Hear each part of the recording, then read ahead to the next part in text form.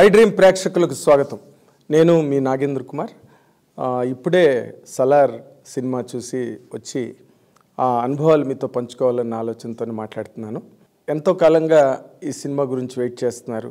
ప్రభాస్ అభిమానులు కావచ్చు, లేదా ప్రపంచవ్యాప్తంగా ఉన్న తెలుగు సినిమా ప్రేమికులు కావచ్చు, లేకపోతే బాలీవుడ్ టు టాలీవుడ్, కాలీవుడ్, అన్ని వుడ్స్ ఈ సినిమా గురించి చాలా సీరియస్గా ఎదురు చూడడం జరిగింది. ఎందుకంటే it is a highly expected film.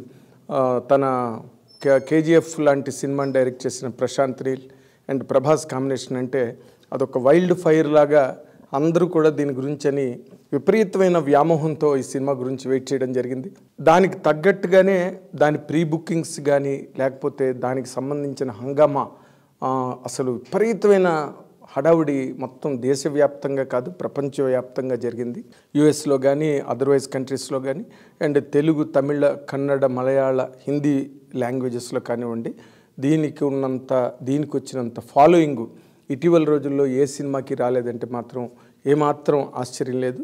ఈ సినిమా దాదాపు 2 గంటల 55 నిమిషాలు, 3 గంటల సేపు ఈ సినిమా ఉన్నప్పటికీ కూడా మనకి ఆ ల్యాగ్ కానీ, లేకపోతే ఇంతసేపు సినిమా ఉంది ఏంటి అని కానీ ఏమాత్రం అనిపించకుండా ఎంత ఎంగేజింగ్గా తీసాడంటే Prashanth Neel cinema. Hats off really. ఎందుకంటే ప్రభాస్ లాంటి హీరోని ప్రజెంట్ చేస్తున్నప్పుడు దీంట్లో ఒక హీరోయిజం ఉండాలి, ఆ రివెంజ్ డ్రామా ఉండాలి, లేకపోతే ఒక పట్టుదల, ఒక పంతం అన్నది ఆ హీరోయిజంలో కనిపించకపోతే ప్రభాస్ అభిమానులే కాదు, మొత్తం అభిమానులు, సినిమా అభిమానులే నిరాశపడే అవకాశం ఎక్కువ, ఆ ప్రమాదం ఎక్కువ ఉన్న కాంబినేషన్ అది. అలాంటి కాంబినేషన్ని ప్రశాంత్ నీల్ చాలా బాగా పండించాడు. మొదటి నుంచి కొస వరకు, అంటే చిన్ననాటి వాళ్ళిద్దరి మధ్య, అంటే తన ప్రభాస్ అండ్ పృథ్వీరాజ్ మధ్యన వాళ్ళ చిన్ననాటి స్నేహాన్ని చాలా గొప్పగా ఎక్స్ప్లైట్ చేసి, ఆ ముక్కుకున్న ఆ ముక్కు కాడ తీసి అవతల పారేస్తే అది ఒక సామ్రాజ్యంలో ఒక సింహాసనానికి, ఒక అధికారానికి గుర్తుగా ఉన్నదాన్ని తీసి అవతల వాళ్ళు పారేయడం అన్నదాన్ని ఒక స్నేహితుడిగా జీర్ణించుకోలేని ప్రభాస్ చిన్నప్పుడు దేవా తన స్నేహితుడి కోసం వెళ్ళి చాలా తన ప్రాణాలకే తెగించి మళ్ళీ ఆ ముక్కు కాడ తీసుకొచ్చి స్నేహితుడికి ప్రజెంట్ చేయడం దగ్గర వాళ్ళిద్దరికీ ఉన్న ఆ ఫ్రెండ్షిప్ బాండ్ ఏంటన్నది బాగా ఎస్టాబ్లిష్ చేసి అక్కడి నుంచి సినిమా టేకాఫ్ అయ్యి తర్వాత రకరకాల పాత్రలన్నీ కూడా దానిలో ఇంట్రడ్యూస్ అయ్యి అలా వెళ్తున్న కొద్దీ సినిమా చాలా హెవీగా మారి ప్రభాస్ క్యారెక్టర్ని చాలా గొప్పగా పెంచి, హీరోయిజంని ఆ కథలో చాలా గొప్పగా చొప్పించి, అంటే ఎక్కడా కూడా కథ వేరు, హీరోయిజం వేరు అన్న ఒక్క బైఫర్కేషన్ అన్నది లేకుండా ఆ కథని అంత గొప్పగా ఒప్పించి తీయడం అన్నదే ఈ సినిమాలో ఉన్న బేసిక్ ఛాలెంజ్. ఆ ఛాలెంజ్ని మాత్రం ప్రశాంత్ నీల్ చాలా గొప్పగా ఎగ్జిక్యూట్ చేసాడని చెప్పాలి. ఎందుకంటే ప్రభాస్ క్యారెక్టర్ ఇంట్రడ్యూస్ అయిన దగ్గర నుంచి కూడా మనం ప్రభాస్ ఏం చేస్తాడు, ఏం చేయబోతున్నాడు, ఏ విధంగా తన తాలూకా హీరోయిజం అన్నది ఎస్టాబ్లిష్ అవుతుంది అనే యాంగిల్లోనే ఏ ఆడియన్స్ అయినా ఎదురు చూస్తాడు. మొదటంతా కొంత సైలెంట్ క్యారెక్టర్లా కనిపించినప్పటికీ కూడా ఎప్పుడైతే ఫ్రెండ్ మళ్ళీ తిరిగి వెనక్కి వచ్చి నీ సాయం నాకు కావాలి అన్నప్పుడు ఒక్కసారిగా ప్రభాస్ ఎంటర్ అవ్వడం, అంటే అవతల వాళ్ళు ప్రత్యర్థులు విపరీతమైన దేశ విదేశాల నుంచి సైన్యాలు కావలసినంత యుద్ధ సామగ్రి తీసుకొచ్చి పెట్టిన టైంలో ఒకే ఒక్క దేవ తన స్నేహితుడిని తన కోసం తెచ్చుకుంటాడు. మొత్తం ఆ ఫోర్ట్ అంతా, మొత్తం ఆ రాజ్యం అంతా కూడా చాలా స్టన్ అయిపోతారనమాట. ఏంటి ఎంతమంది వచ్చేస్తారనుకుంటే ఒక్కడే వచ్చేడేంటి అనే ఒక్క ఫీలింగు సినిమాని ఒక్కసారి అలా మీదకి లేపిందనమాట. ప్రభాస్ క్యారెక్టర్ సెకండ్ హాఫ్ దగ్గర నుంచి, అంటే ఫస్ట్ హాఫ్ అంతా ఇంట్రడక్షన్స్, ఇది సీజ్ ఫైర్ 1 పార్ట్ 1 కాబట్టి మొట్టమొదట క్యారెక్టర్లన్నింటినీ ఎస్టాబ్లిష్ చేయడానికి బాగా టైం తీసుకుని ఫస్ట్ హాఫ్ అంతా కూడా దాని మీదే బాగా కాన్సన్ట్రేట్ చేసి, ఎందుకంటే బికాజ్ ఇది సెకండ్ హాఫ్కి నిలబడాలి, మళ్ళీ సెకండ్ పార్ట్కి నిలబడాలి కాబట్టి క్యారెక్టర్లన్నీ పరిపూర్ణంగా ఎస్టాబ్లిష్ చేసి అక్కడ ఉన్న కథ ఏంటి, ఆ కథలో ఉన్న మెయిన్ ఛాలెంజ్ ఏంటి, మెయిన్ డిమాండ్ ఏంటి అన్నది బాగా ఎస్టాబ్లిష్ చేసి వాళ్ళిద్దరి మధ్య ఉన్న ఫ్రెండ్షిప్ని ఎస్టాబ్లిష్ చేసి ఆ రాజ్యంలో ఉండే కుట్రలు కుతంత్రాలు, ఆ కోటలో ఉండే కాన్స్పిరసీస్ ఇవన్నీ బాగా ఫస్ట్ హాఫ్లో అన్నీ మనకు చూపించి సెకండ్ హాఫ్కి అంటే ఆ కథలో బిగినింగు బేసిక్ క్యారెక్టర్స్ ఇంట్రడక్షనే ఉంటుంది. సెకండ్ హాఫ్ ఒక్కసారి ఆ కాన్సారు ఆ కింగ్డమ్ అంతా ఓపెన్ చేసిన తర్వాత ఆ లోపల ఉన్న మాయోపాయాలు అనండి, దుర్మార్గాలు అవనండి, అరాచకాలు అవనండి, వాటన్నిటిని కూడా చాలా అంటే హీరోయిన్ శృతి హాసన్కి ఒక క్యారెక్టర్ ద్వారా అసలు అప్పుడు ఏం జరిగింది అన్నది చెప్పించడం అన్నదే అందులో ఆ నెరేటివ్ ఇంట్రెస్ట్. తను మొత్తం ఓపెన్ చేసి ఇలా జరిగింది, దేవా ఎందుకు వచ్చాడు అక్కడికి, దేవా ఏంటి అన్నది ఆ బేసిక్స్ని చాలా గొప్పగా అసలు చూపిస్తూ దాంట్లో ఉండే ఆ హెవీనెస్ యాక్షన్ ఎపిసోడ్స్ ఉన్నాయి, అసలు ఎక్స్ట్రాడనరీగా ఉన్నాయన్నమాట. అంటే ప్రభాస్ దగ్గర నుంచి ఏవైతే మనం ఎక్స్పెక్ట్ చేస్తామో, ప్రభాస్ పర్సనాలిటీ అవనండి, లేకపోతే ప్రభాస్కు ఉండే ఆ హీరోయిక్ ఇమేజ్ అవనండి, బాహుబలితో వచ్చిన ఇమేజ్ కానివ్వండి, మధ్యలో 2-3 సినిమాలు డిసప్పాయింట్ చేసాయి, ఆదిపురుష్ కానీ రాధేశ్యామ్ కానీ ఇవన్నీ. బట్ వాటన్నిటినీ ఆ ఛాలెంజ్ ఒకటి దృష్టిలో పెట్టుకున్నాడు ప్రశాంత్ నీల్.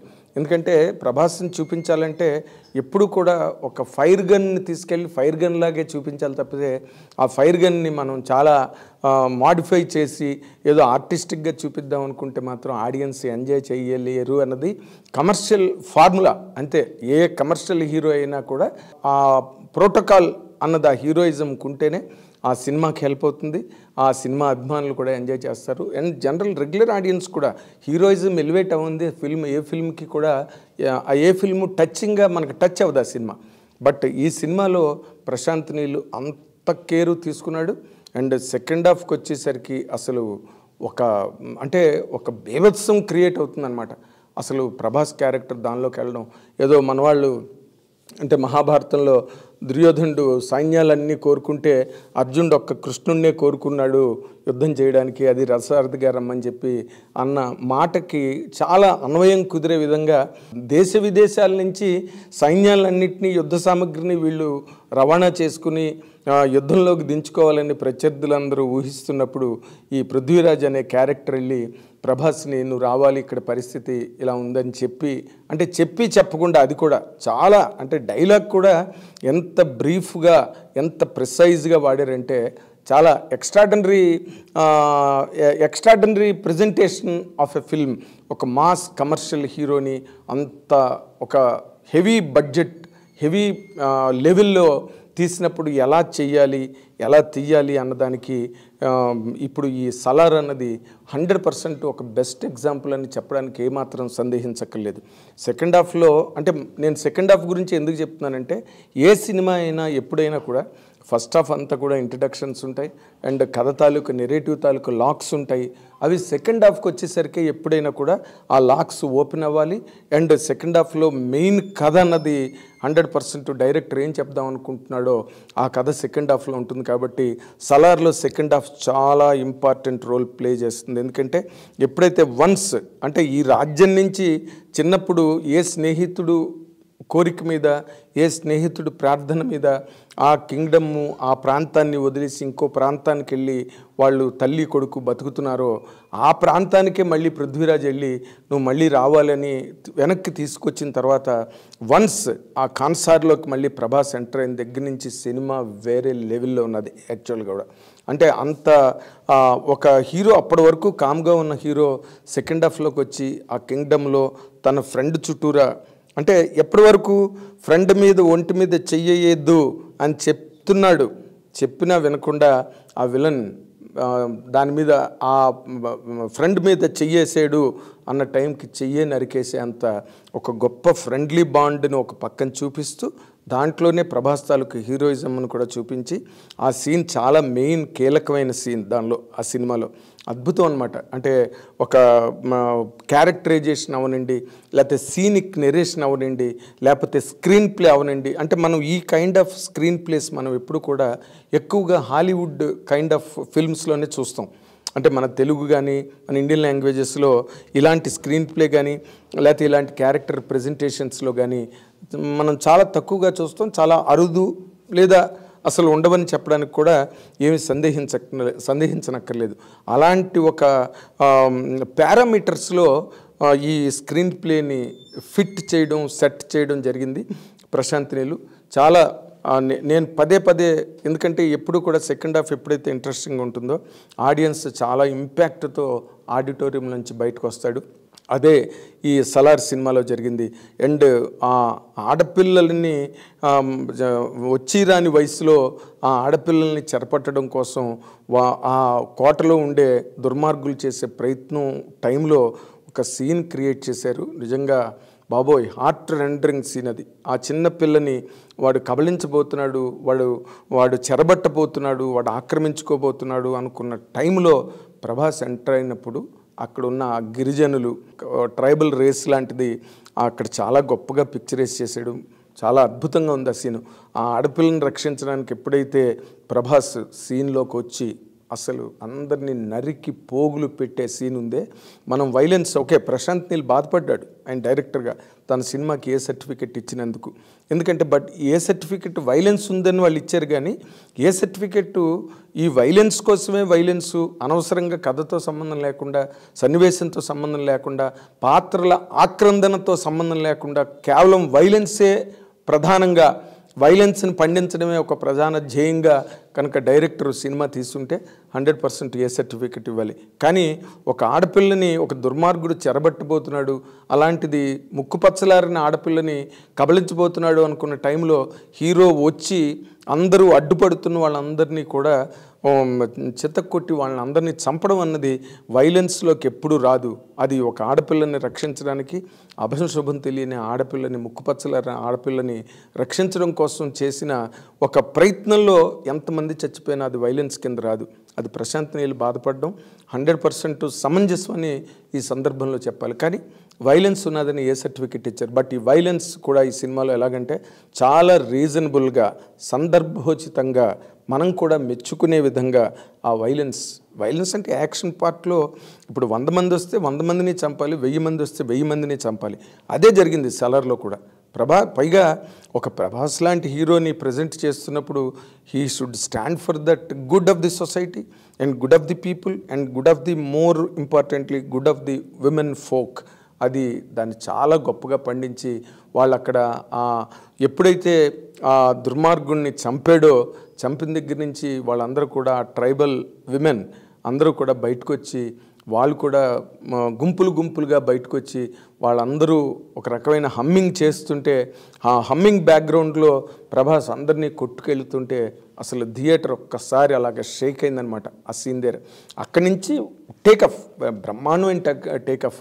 ఇంకా ఈ సినిమా గురించి ఇది బాగుంది, అది బాగులేదు అని చెప్పడానికి లేదు. వీళ్ళు ఎక్కడ కూడా సాంగ్స్ కూడా గెయిన్ చేయలేదు, సాంగ్స్ ప్లాన్ చేయలేదు, ఎక్కడ సాంగ్ ఫర్ సాంగ్ అన్నది సిచ్యువేషనే లేదు.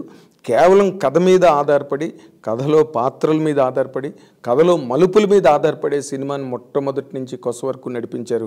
3 గంటల సినిమా అయినా మనకి ఎక్కడ కూడా అరే ఈ 5 నిమిషాలు మనకి స్పీడ్ అయ్యింటే బాగుండేది, లేకపోతే ఈ 5 నిమిషాలు కొంచెం ల్యాగ్ అయింది అన్న ఫీల్ రాకుండా, మేము 6 గంటలకి వాళ్ళు మార్నింగ్ షోకి వెళ్ళాం, 7 o'clock సినిమా స్టార్ట్ అయింది, 7 to 10 జరిగింది సినిమా. ఈ 3 గంటల సేపు కూడా మధ్యలో ఇంటర్వ్యూలు 10 నిమిషాలు తప్పితే మొత్తం సినిమా అంతా కూడా అలా కూర్చోపెట్టి మనల్ని ఒక విస్మయానికి గురి చేసే ఒక హెవీ రేంజ్ ఆ సినిమాలో ఉండడం అన్నదే సలార్ తాలూకు ప్రత్యేకతగా చెప్పాలి. And all over the country, all over the world ఈ రోజున సలార్ గురించి ఎంత ఎక్సైట్మెంట్తో ఎదురు చూశారో, ఆ ఎక్సైట్మెంట్ని అన్ని రకాలుగా మల్టిప్లై చేస్తూ, ద్విగుణీకృతం చేస్తూ సినిమా అన్నది ఉండడం అన్నదే సలార్ గొప్పతనం. అండ్ ప్రభాస్ అభిమానులకు ప్రత్యేకంగా ప్రభాస్ అభిమానులకు అభినందనలు తెలియజేయాల్సిన అవసరం ఉంది. ఎందుకంటే వాళ్ళు ఎంత ఈ రకమైన ప్రభాస్ దగ్గర నుంచి ఈ రకమైన ఒక విస్ఫోటనాన్ని కోరుకున్నారో అది చాలా కాలం తర్వాత రావడం, ఇది వాళ్ళు అంటే ఆదిపురుష్ తర్వాత రాముడుగా అతను వేసి క్లైమాక్స్లో రావణాసురుని చంపడం, రాక్షసులను చంపడం అదంతా ఉన్నప్పటికీ కూడా అది ఒక మైల్డ్ ప్రజెంటేషన్ అయిపోయింది ఆదిపురుష్ తప్పితే ఒక హెవీనెస్ రామాయణంలో తీసుకురాలేరు. వైలెన్స్ ఉంటేనే నిజంగా శత్రువులను నిర్మూలించడంలో ఆ హీరో తాలూకా ఆ పట్టుదల ఏదైతే ఉందో, ఆ ఇంటెన్సిటీ ఏదైతే ఉందో అది ప్రజెంట్ అయినప్పుడే అది బ్రహ్మాండంగా ఉంటుంది. అది సలార్లో బాగా పండింది. అంటే మన ప్రభాస్ అభిమానులు అందరూ కూడా కాళ్ళు ఎగరేసుకుని బయటకు వచ్చి ఒక బ్రహ్మాండమైన సినిమా, వాళ్ళ గర్వం నిలబడే విధంగా ప్రశాంత్ నీల్ తీశాడు.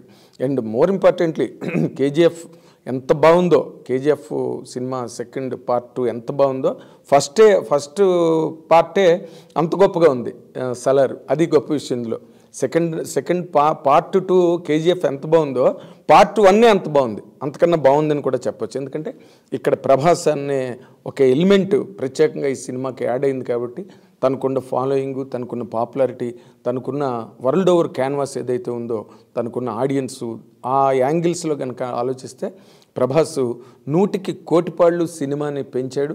అండ్ తన తాలూకు పెర్ఫార్మెన్సు, డైరెక్టర్ ఏం చెప్పాడో అది చెప్పి, డైలాగులు చాలా సీన్స్లో డైలాగులు ఉండవు ప్రభాస్కి, ఉన్న ఒకటి అరా చిన్న చిన్న డైలాగులే ఉంటాయి. తన ప్రజెంటేషను, తన ప్రొసీడింగు, తన ట్రావెలు కథలోని అద్భుతం. 100% ఇది ఒక పారాడైమ్ అనమాట, ఒక ఎగ్జాంపుల్. ఒక హీరోయిజం సినిమా ఎలా ఉండాలి అన్నదానికి సలార్ 100% ఒక గ్రేట్ ఎగ్జాంపుల్గా నిలబడుతుంది రాబోయే టైంలో అని చెప్పడానికి ఏ రకమైన సందేహం అక్కర్లేదు. అండ్ ఆల్ ది క్యారెక్టర్స్, ముఖ్యంగా ఇందులో ఉన్న ప్రత్యేకత ఏంటంటే ఆల్ లాంగ్వేజెస్లో ఉన్న సూపర్ స్టార్స్, అంటే పాపులర్గా ట్రెండింగ్లో ఉన్న యాక్టర్స్ ఎవరెవరైతే ఉన్నారో, ఇక్కడ మనకి తెలుగులో జగపతి బాబు కానీ, లేకపోతే బాబీ సింహ తమిళ నుంచి కానీ, లేకపోతే పృథ్వీరాజ్ మలయాళం కన్నడ 2 కవర్ చేయగలడు అతను కానీ, తర్వాత ఈశ్వరీరావు కానీ, వీళ్ళందరూ కూడా మదర్ వేసిన ఆర్టిస్టు ఆవిడ. చాలా సినిమాల్లో ఆవిడ మదర్ వేషం, పెద్ద పెద్ద సినిమాల్లో ఉన్నారు ఆవిడ కూడా బ్రహ్మాండంగా సినిమాకి యాడ్ అయ్యారు. ఆవిడ క్యారెక్టరైజేషను ఎంత బాగుందో నిజంగా. మదర్ క్యారెక్టరైజేషన్, ఒక టీచర్గా ఒక స్టూడెంట్స్ని అందరినీ ఆదరించి లాలించి చూసుకునే ఒక క్యారెక్టర్గా, ఆ క్యారెక్టరు మదర్ క్యారెక్టర్ వల్ల, ఆ మదర్ క్యారెక్టర్కి ఉండే ఇంటెగ్రిటీ వల్ల హీరో క్యారెక్టర్ ఇంకొంచెం ఎలివేట్ అయింది. అండ్ ప్రశాంత్ నీల్ అన్ని విధాల చాలా అట్మోస్ట్ కేర్ తీసుకుని ప్రజెంట్ చేసిన film. A great theatrical experience, no doubt. Audience అందరూ కూడా బ్రహ్మాండంగా చూసి ఎంజాయ్ చేసే సినిమాగా సలార్ 100% గట్టి సక్సెస్నే తెచ్చుకుంటుందని చెప్పడానికి దీనిలో అన్ని బలమైన కారణాలు ఉన్నాయి. ఓకే, ప్రీ బుకింగ్స్ గట్టా చూస్తే 30 కోట్లు ప్రీ బుకింగ్స్లోనే వచ్చాయి. అండ్ దీని తర్వాతే ఉంది డంకీ అని చెప్పి మొత్తం నేషనల్ వెబ్సైట్సే రాస్తున్నాయి. And everything put together it's a great cinematic experience Salaar. అటు ప్రభాస్ అభిమానులకు కానీ, ప్రశాంత్ నీల్ దగ్గర నుంచి ఎక్స్పెక్ట్ చేసిన ఒక ఎక్స్ట్రావగెంజా కానివ్వండి. అండ్ యాజ్ ఎ ఫిల్మ్ టోటల్గా ఫంటాస్టిక్ ఫిల్మ్. అందరూ వన్ మస్ట్ సీ